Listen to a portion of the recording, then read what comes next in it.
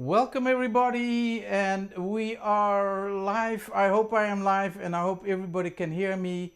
And if you are there, leave a comment. Then I can see comments coming in, and then I can know that you hear me. So, what are we going to talk about? Well, we're going to talk about why do I still sound like a beginner, and maybe that applies to you. And let me see if I got that right, the comments and everything. Yes, I think I have. Good. So, yeah, why could it be that you're studying and playing and doing all your exercises right, and why are you still sounding like a beginner? I get that question a lot. And so, why could that be? Well, there are a few things that you should think about, and one of them is, did you do the basics right? Most of the sound comes from the right hand.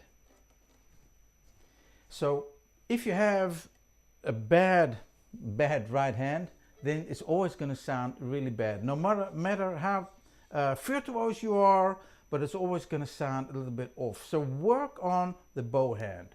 What you want to do first is just check if everything is right. First of all, am I bowing straight? That's the first thing. So let me see, straight bowing, it would be parallel to the bridge. Am I bowing straight? Because if I'm bowing in a little curve, this doesn't make any sound anymore. Get it? Okay, this is exaggerated a little bit, but you know where I'm going. So first of all, the whole bow, do you have a correct bowing?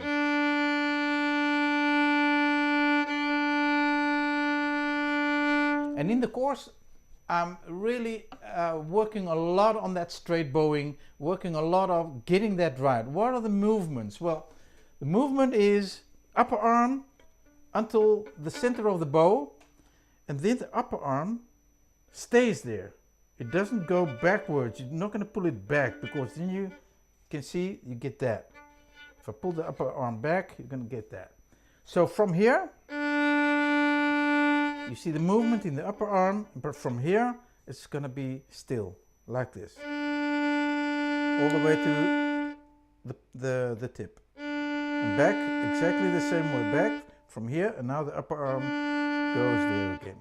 So also the wrist movement, really important, like this and like that. See? That's it. That's the wrist movement. Now, this determines the sound. That's it. Why do I sound like a beginner? Your bow is the problem most of the time.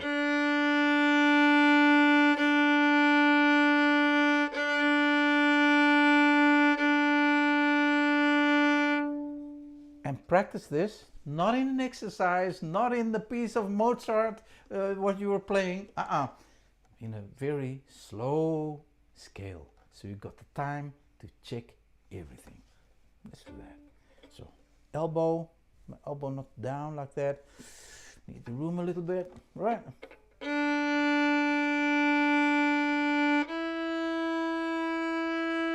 And you're playing so slow so you can check that everything's right. You don't need to check the upper arm. You don't have to look at your arm, because if you're playing straight, if you keep the bow parallel to the bridge, then you know everything is correct, right?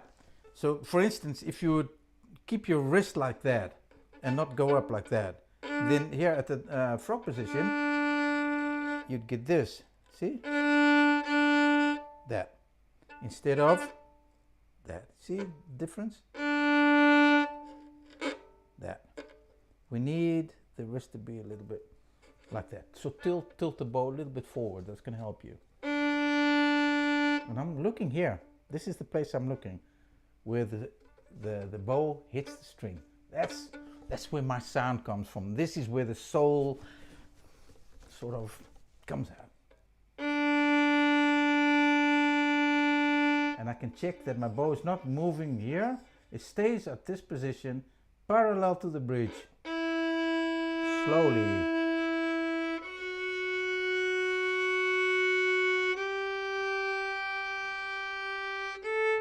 Now if you get that right, and you can sort of put this knowledge into the piece you're playing, then you're all set. So if you're going to play a little piece, it's going to go fast piece. Well, and what do I see? That's what I see then. So what you have to do, slow again, straight bowing.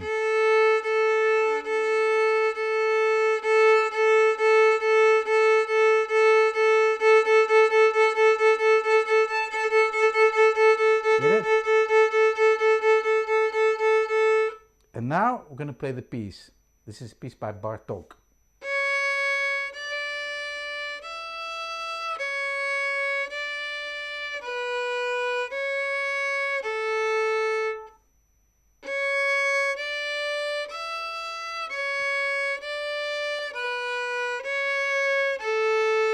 We played it slow. You can even do it slower. Even better if we would start. That's how you start. The slower you practice it, the better, the quicker you're gonna get the result you want.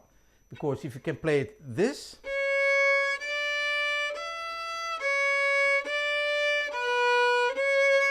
let's add some tempo then.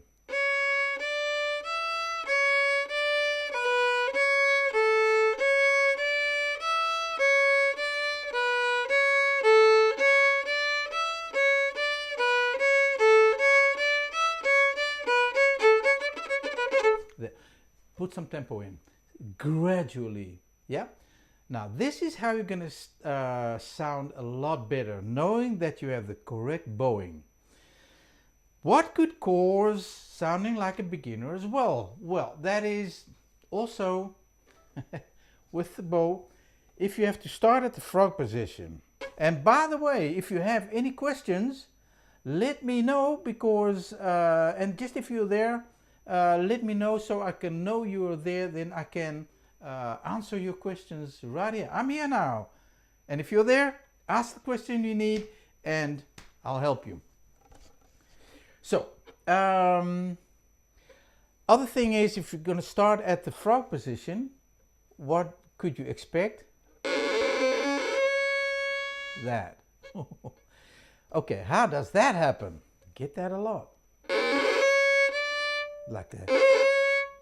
Okay, that is, there's too much weight of the bow. The weight of the bow is on the string, and the weight of your arm is on the string.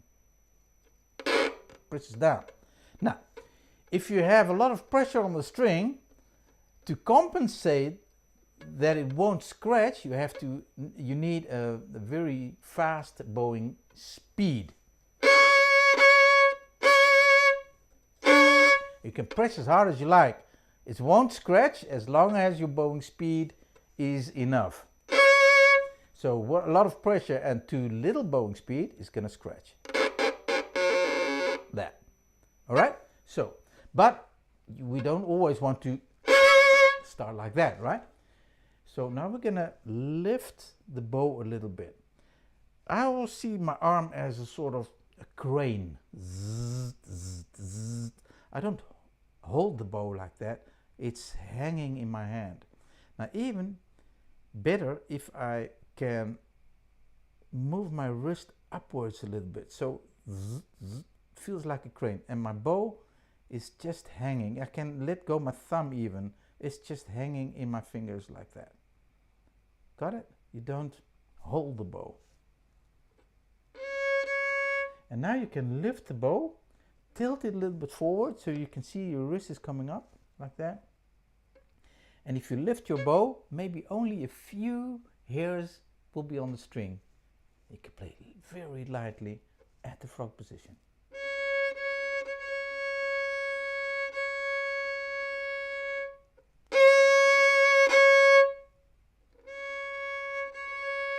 I'm lifting the bow.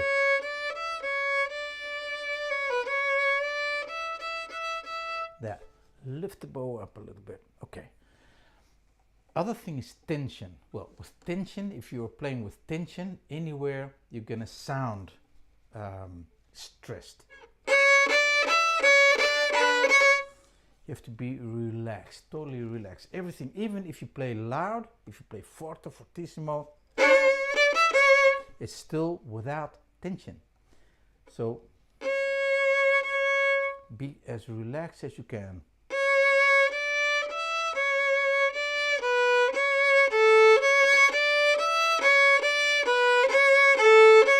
And I'm putting on tension on the bow, but not tension from my body. It's just my index finger. The wrist is all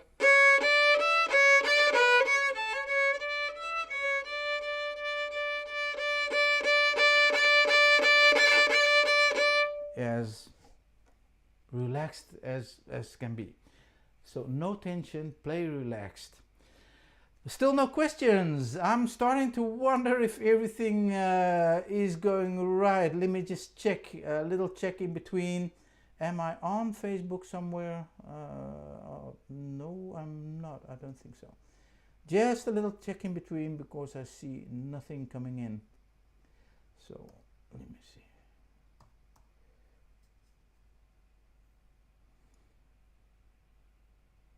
It could be that it's not on the best hour. Maybe you're still having dinner or something. That could be, let me see. No problem, because my recording is going to be in the group. Let me just test and see if that came in. No, I don't see any comments coming in. So there's a setting. Oh yeah, there it is. Okay.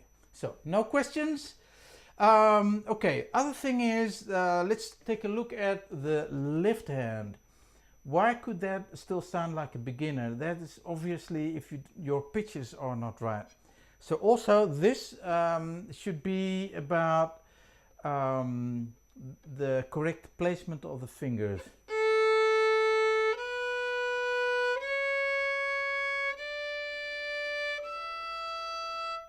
Okay, now if it's going to sound off,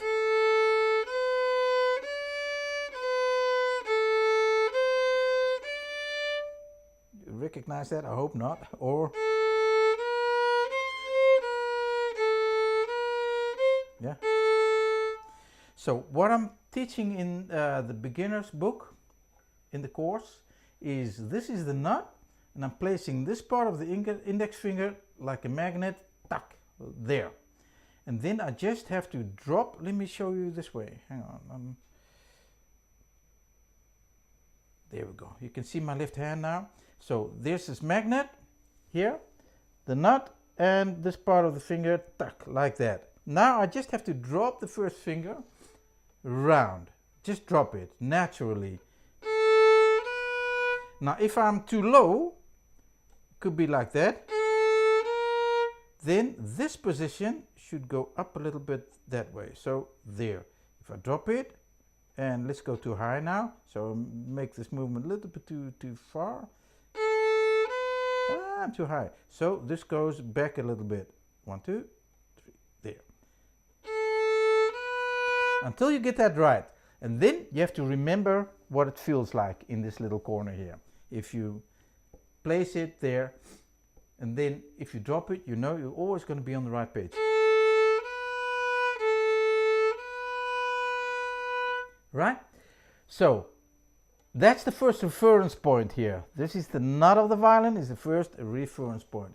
Place your finger here. You're going to feel if you're too high or too low. You're going to feel it. You don't have to look at it. You're going to feel it. I know how this feels in my finger, so I know I'm in the correct position. I don't have to look. It's always on the right spot. Right? Okay, now second reference point is the first finger. And then you have to know the distance. How does the distance feel? Further away, closer. You have to check. That's correct. If you're too far away or too close, yeah. And you have to remember how this distance feels. Muscle memory, okay? Now, then you're going to play in the right pitch. don't do this in exercises or when you're playing Bach or anybody. Don't do that. Just do this with a simple, slow scale again. Then all your focus is going to be on the thing you want to practice, right? If you're going to play notes of some piece that you're studying, then your focus is on the piece and not on the bowing and not on the fingers, right? Your focus is somewhere else. And we need to exercise the correct placement of the fingers. So I want all my focus on the fingers. And that's how we do it with a simple scale. So the magnet.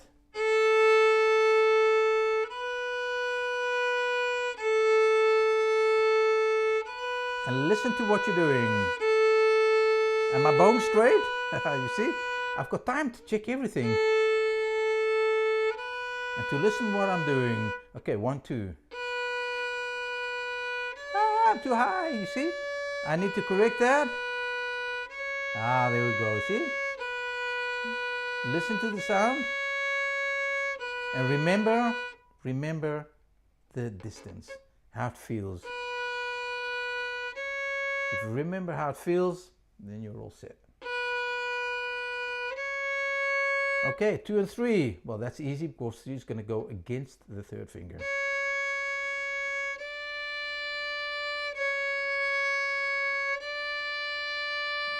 And then 4.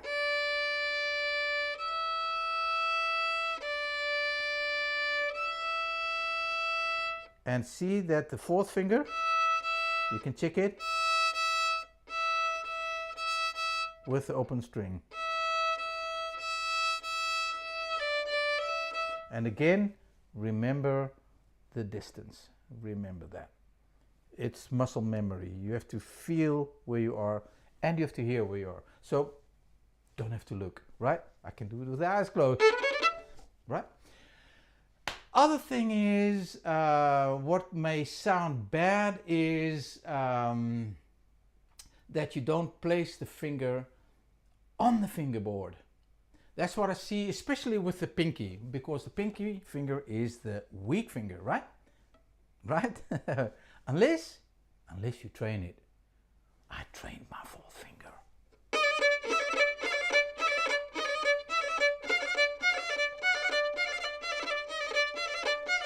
I need to train it. It's just like in the gym. You have to create a gym for your fourth finger, but then your fourth finger is going to be as strong as the other 3 fingers. Oh my God, you're going to thank me later. Absolutely. Because many violinists, they sort of skip that fourth finger. If they can skip the fourth finger and play it with the third, they would do that. Instead of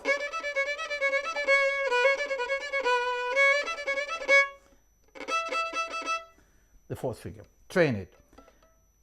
No tension, because I have a round finger.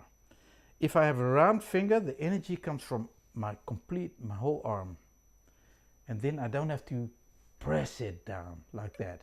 You need to press it down on the fingerboard, but not with strength or with anything. And you can feel it. Try, work with me if you're there. Put your fourth finger flat on the string and then press it down. You're going to feel it here. You feel the pain here. And now if you do it round, press it down, you don't need any strength at all. And it's going to be on the fingerboard. And that's what it's supposed to be. Because if you don't press it down on the fingerboard, it's going to sound like a sort of whistle.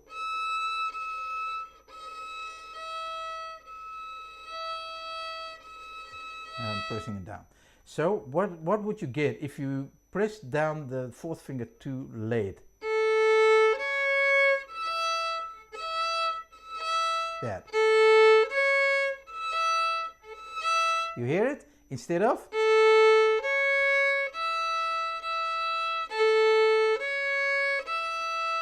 you get that. So it has to be on the fingerboard. So what I'm calling this is, I don't want to use the word press it down. I don't want the, so don't press it down. I want to, I had this little word for it. It needs an active movement. It's got to be active. So it's too passive if you,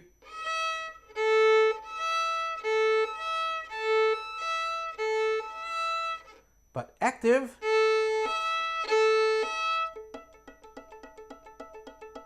That. See? That's it. So place the fingers actively. Train the fourth finger. Now, we had a few things here. Are there still no questions in the group? No questions. We're still live. So let me know. If there are no questions, then I don't have any answers. But I was telling you why do we sound like a beginner? Well, these are the basics. Those aren't right. People start too fast, playing a tune, playing this, that, and they're not paying attention to the basics. And with violin, you always get smacked if you don't do that right. And then you're always going to sound like a beginner. So maybe it's a good thing. If you created the bad habits, you know what? Let me tell you this. If you're still here, I see Nayo Mikaji. I'm sure I'm not pronouncing your name right, but if you have a question, let me know, please. Let me know. Okay.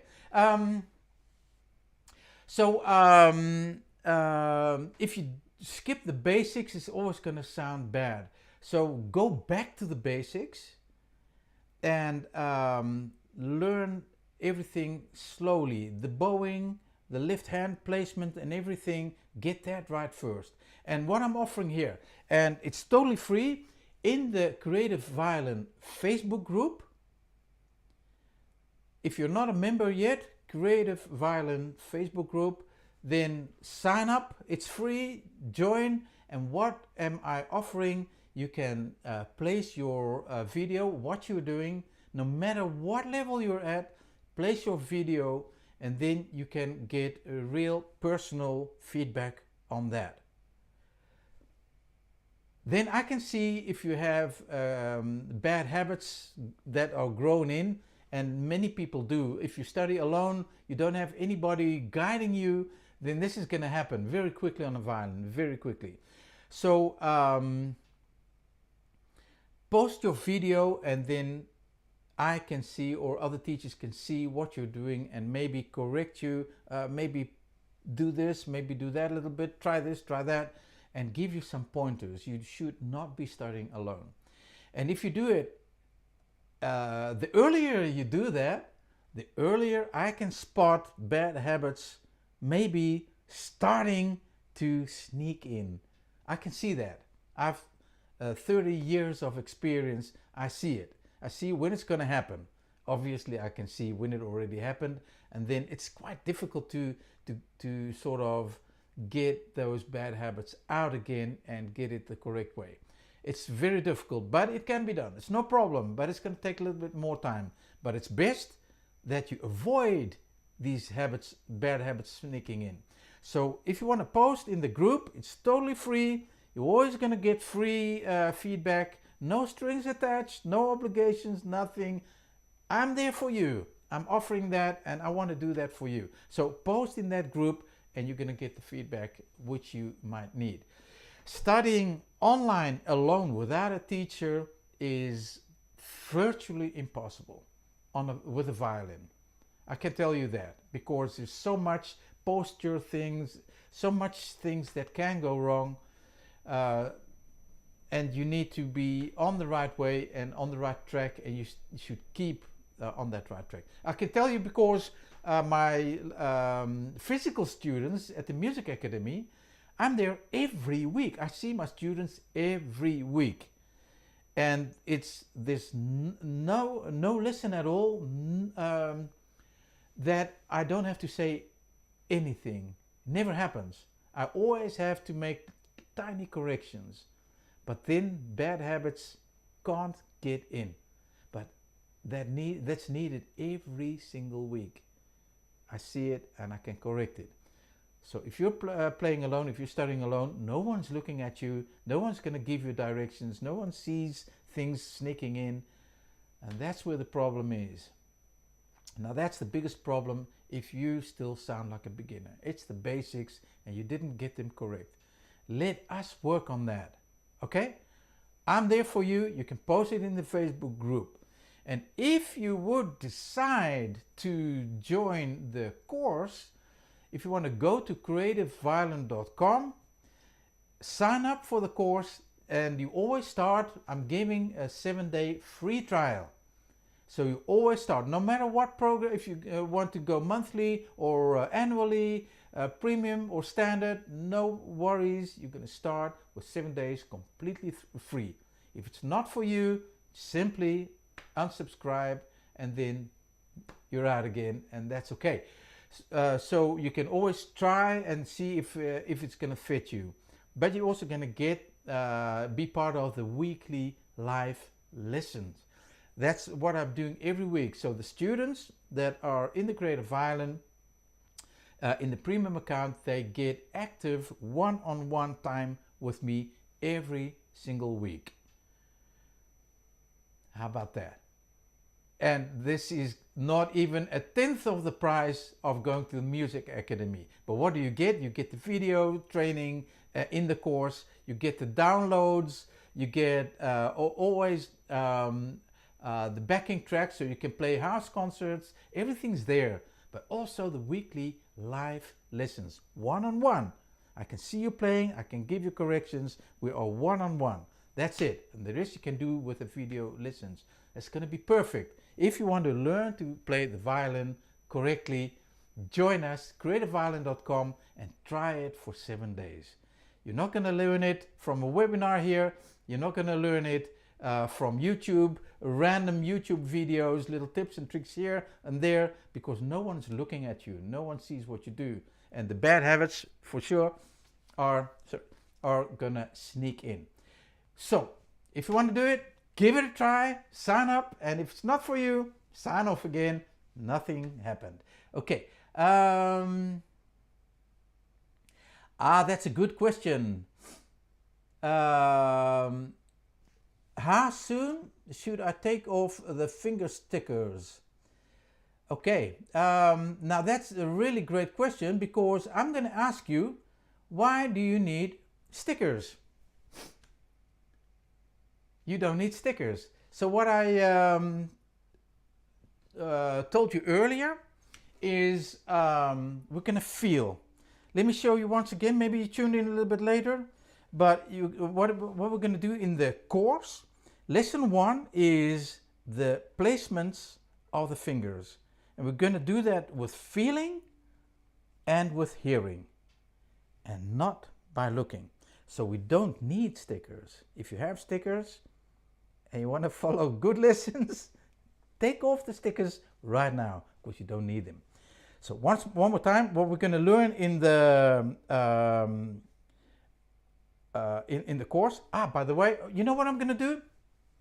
Let me give you this one. If you're a part of the Creative Violin Facebook group, I'm going to post 3 basics videos about the posture of the violin, how the bow hold, how to hold the bow correctly, and the first notes to play. Now, in these basic lessons, you're going to learn that the nut, the placement of the first finger as a magnet, or let me show you here, the magnet, tuck like that, and drop your finger like that. That's the place of the first finger. Now, if the first finger is too high, then maybe you have to pull back that little place here, or if you have small hands, maybe you want to move up a little bit. But you're going to remember this place, this,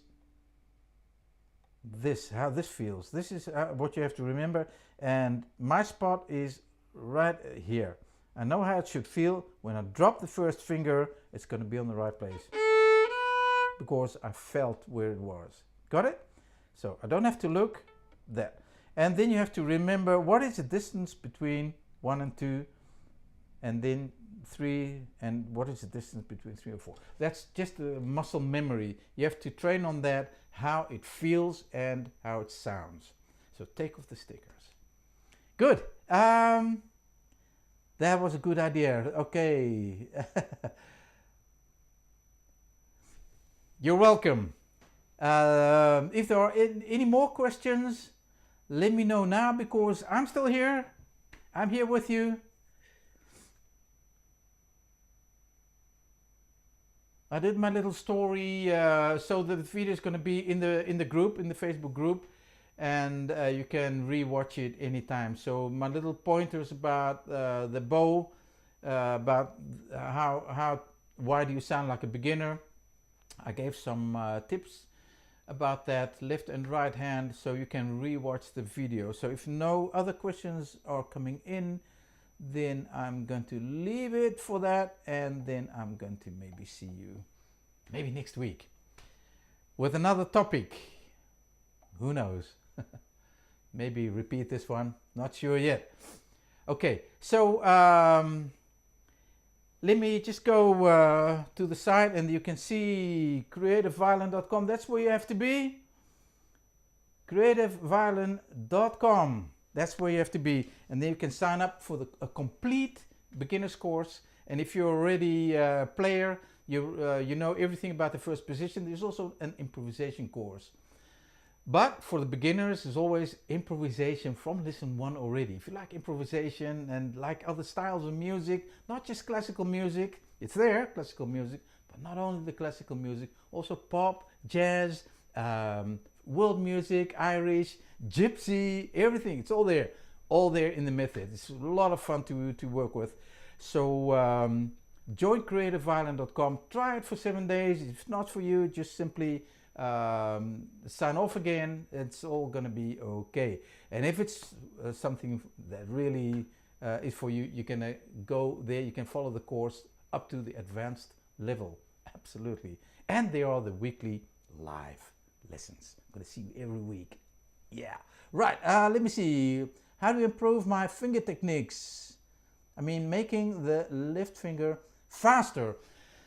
Well, that is everything. It has to do with training. Obviously, if you're just starting out, then your fingers are not used to the instrument yet. If I'm going to start running, let me give you that example. If I'm going to start running, I did the half marathon when I was a little bit younger, a lot younger, that is, and I quit. So now I'm at square one. If I would start running 100 meters, and then it's going to go black here. Like that. Okay. Next day, I'm going to run again, 100 meters, like that. But 1 week, if I'm running every day 1 week, then I'm going to, it's going to right now, it can go to 150. 150, right, yeah. But 150 meters, that's it. And if I keep on training, maybe in a few months, I can go for a kilometer or 2, a mile or 2. So that's a matter of training. Getting faster is training. Just like every other sport, it needs training to be handy with that. If you play football, soccer, then all these little tricks with the ball, you have to study them slowly, and then eventually you're going to get the hang of it, and you can add the tempo. It's going to go faster, and you can do it without even thinking, right? So that's a matter of training. A good training would be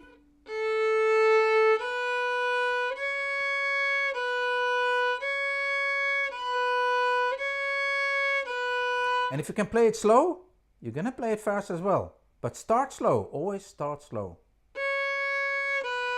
So you get every movement right, so you don't do this or anything else. First see that your movement is right.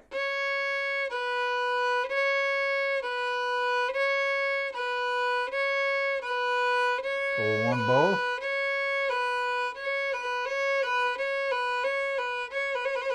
And so on. So start slow. The slower you start, the better it is. The better results you're going to get, and the quicker results you're going to get. all in the course. The method we're going to work on how to study. And I always say start as slow as you can. Small pieces, slowly, and then gradually build up the tempo. That's how you're going to train fast fingers as well. Believe me, I know it. Okay, do you know how to play Balkan music? Yeah, where are you from? Kamal, yes I do. Romanian?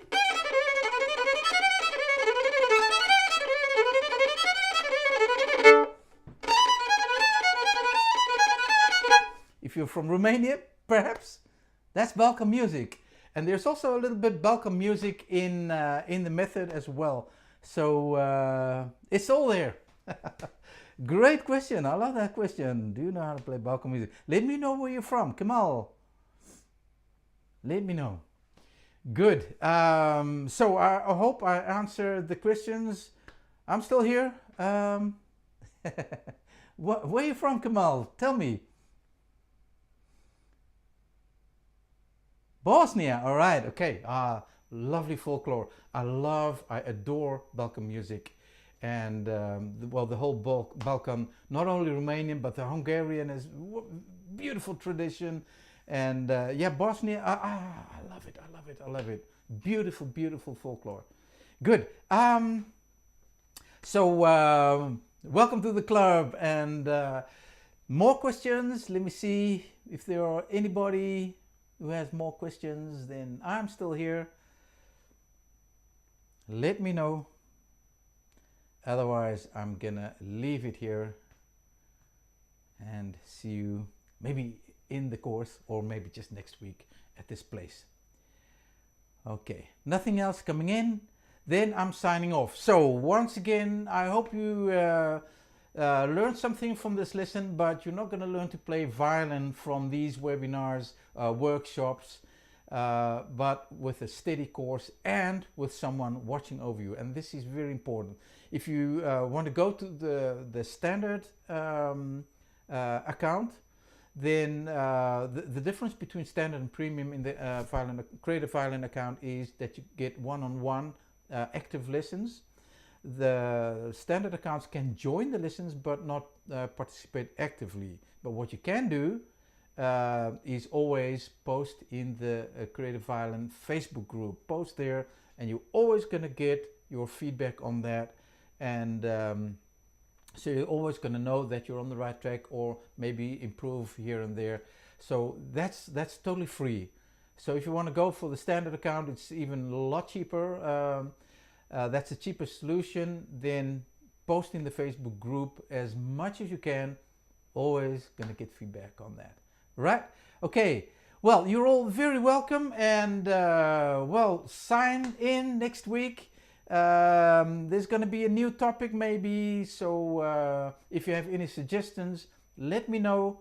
Find the way, just let me know. Send me a mail, or in the Facebook group, send me a little message. If you have a topic you really want me to do, then always welcome, and I'll address it personally. Good. And for now then, I'm going to finish, and thank you all for being here. Thank you for your questions, and hope to see you and all your friends and pets the next week. Okay, bye-bye.